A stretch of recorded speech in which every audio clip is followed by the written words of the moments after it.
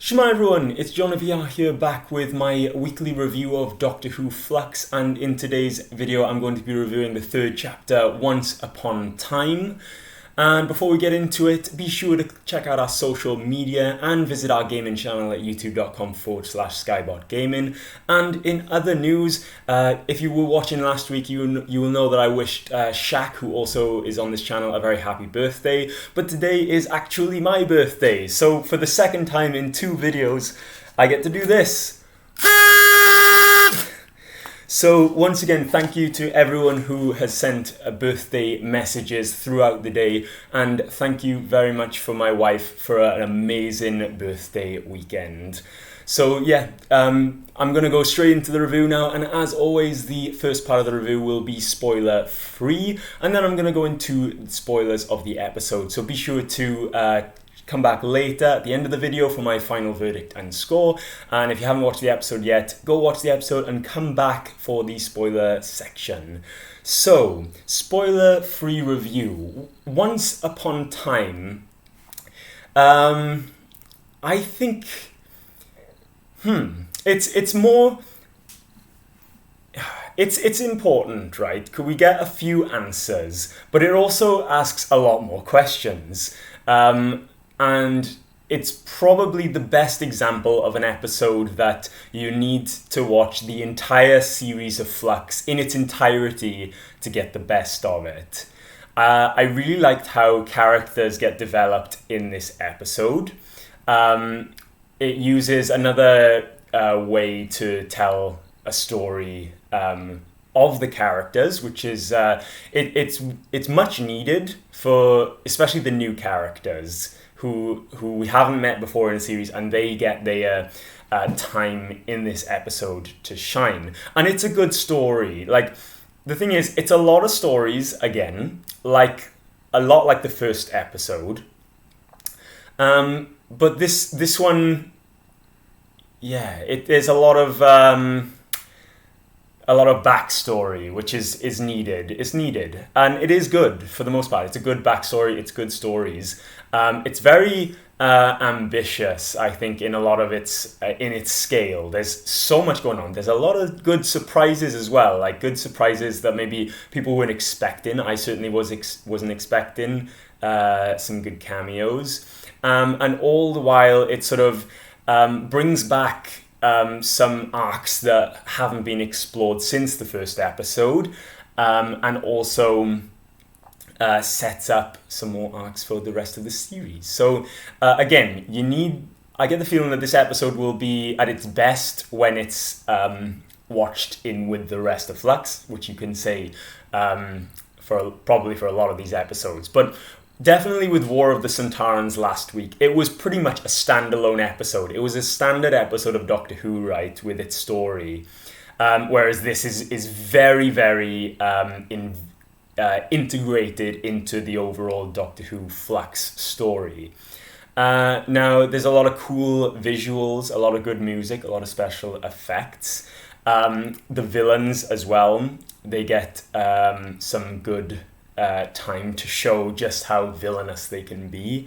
And there were some really good moments for them in this episode that I really thought, like, wow, this is why they're the main threat in this whole series.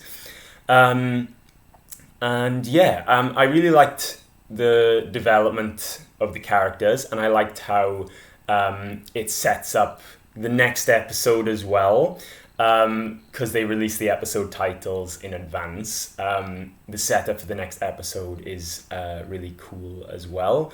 And again, it's like, because it's a long story, it means that it's not exact. The thing is, it doesn't feel like two-part episodes, like stories going from one episode to the next. It does feel like its own episode, but yet the next episode doesn't feel like it's gonna stand alone. It does feel connected. Now, yeah, there's good stories in this episode, and some good surprises. There's not much I can say now without going into spoilers, but I definitely recommend. It's a good watch. And it does advance the story of Doctor Who Flux.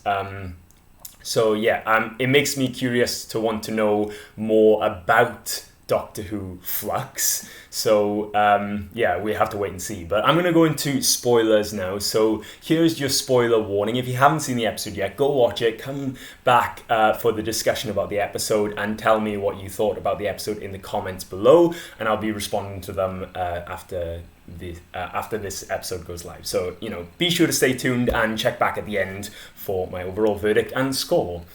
So, Doctor Who Flux, episode 3, spoilers. Okay, so what I think is interesting is that they find a way to split the characters again, like they did in the last episode. Now, although in this episode, although they're split, it feels more connected because of the way it's are. Because basically, after the cliffhanger of the previous episode, the Doctor manages to get in with Dan to absorb the full force of time. I like how we get to see her thinking, how we get to see how she reacts in the situation. I think that's really great for her Doctor. I did think that it was funny how even with the setup, like she's thinking, she's like, oh my gosh, I've got like seconds to do something, and then it all comes down to the sonic screwdriver. So that was a bit iffy. But it sets the story in motion, and it lets the story be told, which is okay by me, But anyway, with that resolved, everybody gets the full force of time, but everyone gets sent into their own timelines, like to protect themselves, which is really cool. I like the way how the different characters who are supposed to be other characters are taken by the places of the main characters. Like the Doctor is another police officer from Yaz's police days. Things like that. I think it's really cool, and you get to see more of the Doctor's backstory as well, which is probably the most interesting part of the story. Vinder gets thrown back into his own timeline, and it sort of allows his introduction to be like proper. We get to see exactly what he is. I like his character, and I like that they've given him the story now, because we were introduced to him, yeah, fine, but now we know how he got to where he was when we found him, and what is he fighting for? What's his role? And they do that in a really good way by having Belle's story. It's Belle, right? Yeah, and she's got some of the best moments in the episode, I think. Even before the titles, it starts off with Belle's story, and you got her fighting against, all the odds. We see some Daleks, which is surprising because I wasn't expecting them, but they made a brief cameo. And she goes throughout the episode, like, fighting off against Cybermen, mentioning the Centaurans and everything. She gets to see some, like, beautiful looking planets, and, like, there's some great scenery there. And in the end, we find out that she and Vinder are connected, like they're together, and they're having a child as well. Now that story is great, because right at the very end of the episode, you realise why Belle's important and why Vinder's important, and it makes me want to root for them. It makes me want them to succeed. Like, I really hope like none of them like die a horrible death or something at the end of the series. I'm rooting for them. So yeah, we get to see his whole backstory, which is really cool, and that's the thing. The only reason why we have time for that story is because everyone gets chucked into their own time stream to save everybody. The Doctor is saving her companions by doing this and trying to break through, trying to hold the full force of time. Yeah, I think it's interesting. I really like Dan Lewis now after this episode. Like, he gets thrown back to Liverpool where he's talking with Diane, and John Bishop, like the moment where she's asking him like, how are you not married? And he just simply tells his story as it is, but he just kills it in that scene. Like his reaction to being engaged and then like his wedding being called off like 2 days before, like it was brief, but it was like powerful. Like I was like, Dan the man, he's had a hard time of it. But in that moment, I felt really bad for him, and that moment like hits you hard when in the end of the episode you see that Diane is being kept in passenger, which is really hard. You see his heart break like when she's in danger, and it's like, his character development in that scene is like it's great, and I really appreciate John Bishop in this series. Who would have thought? But yeah, he's doing a really good job as Dan. And now, after seeing him being such a nice guy, we now see him like conflicted and in pain, and after all that. So really cool. Yaz gets thrown back to her police officer days, and also, her sister appears again. Where it's not that she doesn't get much development, I guess, because a lot of her story was told before. Her development should have already happened, and I think they tried to develop her character a lot more in Can You Hear Me, whereas here she appears in her own time stream, but like she says, the details are wrong. So it's interesting to see why the time is wrong, and what does this mean for Doctor Who in general? Are there different timelines now? Are they gonna change things? Who knows? But yeah, it's interesting to see Yaz's family, or one of Yaz's family members, make an appearance, because again, she has a family, and yet we barely see them. And after seeing Dan's family in the last episode, I think it was overdue to see some of Yaz's family. But Yaz's story is sort of hit by the Weeping Angels, who make an appearance throughout the episode, actually. And this is really interesting, right? Because they show up throughout, right in the beginning, in the time storm. And you think, right, here we go again, the Weeping Angels. And they appear to Yaz throughout the episode, mostly. And on Yaz's games console, I love the idea of them showing up in a video game and on her phone, which is kind of like the Lonely Assassins game, which I played over on our YouTube channel, so go check that out. But yeah, and then that's the thing, the angels appearing throughout the episode because of the time storm. I don't know what's going on, but they feed on time energy, so it makes sense. And then right at the very end, when an angel comes out of Yaz's phone and takes control of the TARDIS, I don't think it's the best cliffhanger, right? I don't think it's the best cliffhanger we've had so far. But it hits hard, because for me, in the episode Blink, when David Tennant's 10th Doctor is trying to protect his TARDIS from the angels. He knows the damage that they can do with the TARDIS. And when the angel appears in the TARDIS and is piloting the TARDIS, it makes for a great scene, and it fills me with dread as to oh my gosh, after over a decade since Blink, the angel is now in the TARDIS and is going to cause some trouble in the next episode. So that's what I said, what I meant when I said earlier on. It's not really a two-parter. The angels are throughout the episode, but they're more like a backseat player in the episode until the end, where they take advantage, and that will set up the next episode. More interestingly, I think the most interesting part of the episodes, besides Vinda and Belle's story, is the Doctor's story. So the Doctor gets thrown back into her own time stream, where she's on the planet Atropos, way, way, way back, and she arrives, she sees Swarm looking like he did in the prison, and also she sees Azura and multiple passengers, and what the passengers actually are is really interesting. It really shows. Well, first of all, if you were wondering what they were in the last episode, or why he showed up out of nowhere, it gives the explanation here. They're prisons, and Swarm and Azura have millions and hundreds of millions of life forms in these bodies, with the masks. And presumably that's why the Doctor, Dan, Vinda, and Yaz, as the team, as the squad, are trying to save the passengers, because they were really angry when they get destroyed. And Swarm, when he's explaining what the passengers are, and then he goes and just with a touch of his hand, the passenger disintegrates, and he's wiped out hundreds of millions of lives. You really feel wow, that's a great villain moment. That's why he's such a threat. That's why he was presumably in prison. He's mad.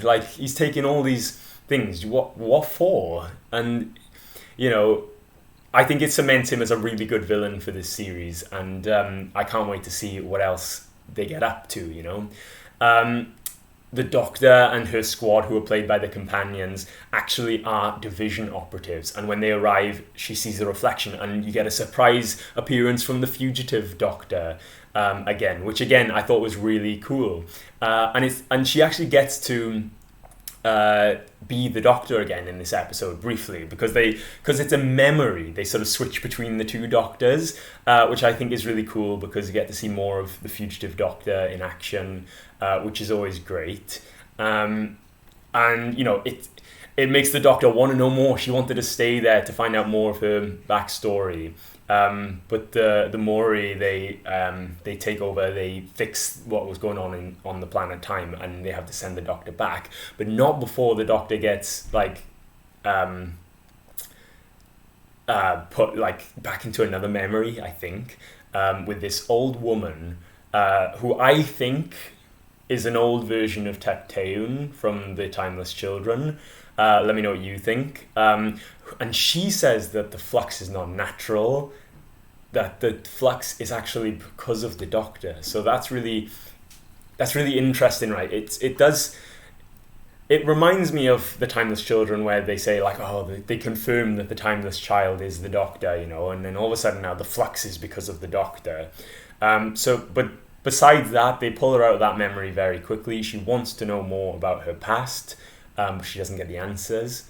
Presumably she will in future episodes, and we'll get to find out more about what happened back then, and why the flux is connected to her. So it's interesting. It both answers questions, and it answers questions and asks questions, and I think that the questions asked are going to lead to some interesting answers. So we're going to find out about that, and yeah, I like to see how, although the Timeless Child is an episode that came and went, and everybody knows about that, now we're seeing the aftermath of it. Now we're seeing why, now we're exploring what the effect of that is, and I think we wouldn't have a story like this without that. So I don't know.